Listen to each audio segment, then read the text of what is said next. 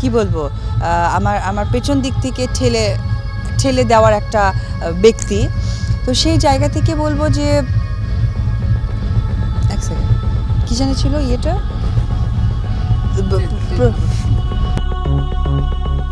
শাকিব খান ও বুবলির কথা বলতে গিয়ে এভাবেই এলোমেলো হয়ে যান অপু বিশ্বাস।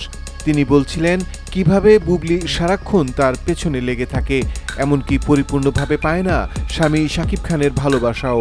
এক আলাপে অপু বলেন, যখন বউ হয়ে আমি শাকিবের বাড়ি যাই আমাকে ঠিকমতো খেতেও দেয়া হতো না।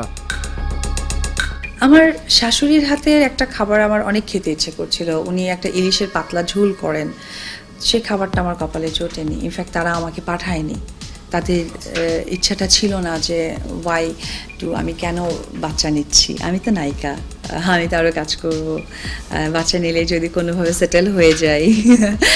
তো একাকিত্ব তো ছিলই, সাকিবের সাথে স্টিল আমার যোগাযোগ হতো না। আসলে আমার বাচ্চা অনেক জানা অনেক অজানা কথা, যেটা চাইলে হয়তো মার সাথে বা আলাপ করা যায় না, হয়তো সেটা হাজবেন্ড হলে অনেক বেটার ছিল একাকিত্ব। থাক, আমি একটা কথাই বলবো যে যেটা ফরগেটেড, যেটা সুখের সময়গুলো বয়ে আনতে চাই। যখন আমার বাচ্চা কনসেপ্ট করে আমার যে ফিলিংসটা, এটা ভালো লাগা ছিল, কিন্তু চাই না আর খারাপ